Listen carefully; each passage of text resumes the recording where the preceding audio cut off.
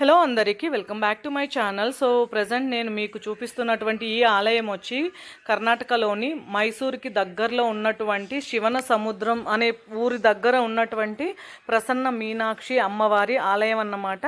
శ్రీచక్ర సమేత ప్రసన్న మీనాక్షి అమ్మవారు మీకు ఆలయం ఇప్పుడు చూపించాను కదా, అమ్మవారి ముందర ఉన్నది శ్రీచక్రము.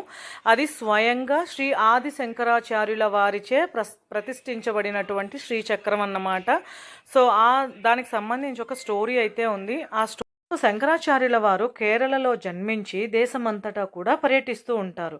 సో ఆ క్రమంలో ఒకసారి శంకరాచార్యుల వారు ఈ మీనాక్షి అమ్మవారు కొలువై ఉన్నటువంటి ఈ శివన సముద్రం అనే ఈ ప్రదేశాన్ని అయితే పర్యటిస్తారు.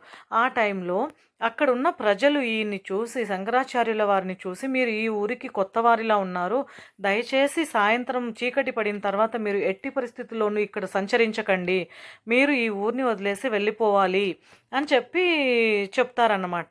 సో అది ఇలా ఎందుకు చెప్తారనేది శంకరాచార్యుల వారికి ముందే తెలుసు.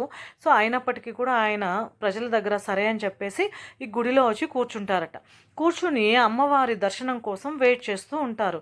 సో అప్పుడు చీకటి పడగానే ప్రసన్న మీనాక్షి అమ్మవారు భద్రకాళి రూపాన్ని ధరించి అసలు చూస్తుంటేనే అసలు పై ప్రాణాలు పైనే పోతాయన్నమాట. అంత భయంకరమైన అవతారం ఎత్తి అమ్మవారు గర్భగుడిలో నుంచి బయటకు నడిచి వస్తూ ఉంటే, సో అంత భయంకరమైన రూపాన్ని చూసినటువంటి శ్రీ శంకరాచార్యుల వారు ఏమాత్రం భయపడకుండా, అమ్మ నీ దర్శన భాగ్యం కలిగించినందుకు చాలా ధన్యుని తల్లి అని చెప్పేసి నమస్కరిస్తాడనమాట. అప్పుడు మీనాక్షి అమ్మవారు శంకరాచార్యుల వారిని తన చేతుల్లోకి తీసుకుని, ఇది నా గ్రామం, ఈ గ్రామానికి నేను గ్రామదేవతను, నా అనుమతి లేకుండా ఈ గ్రామంలోకి నువ్వు ప్రవేశించినందుకు నేను నిన్ను తినేస్తున్నాను అని చెప్తారట. అప్పుడు ఏమాత్రం భయపడకుండా శంకరాచార్యుల వారు, అమ్మ ఈ ప్రపంచంలో కానీ విశ్వంలో కానీ తల్లి ఎప్పుడైనా తన బిడ్డను చంపడం కానీ తినడం కానీ ఉందా? తల్లి నీ యొక్క నిజమైన రూపాన్ని నాకు దర్శనం చేసుకునే భాగ్యాన్ని ప్రసాదించు అని చెప్పి వేడుకుంటాడనమాట.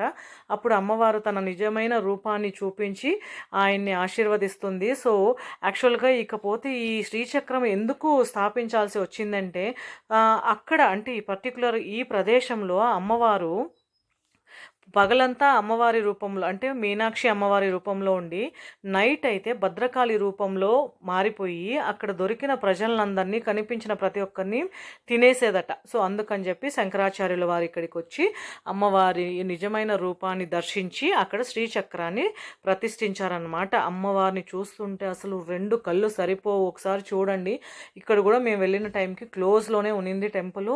కాకపోతే అక్కడ చిన్న కిటికీ లాంటి వాకిలు ఉండే కాబట్టి అందులో నుంచి మేము దర్శనం చేసుకున్నాము. అమ్మవారు చూడండి ఎంత అద్భుతంగా ఉన్నారో.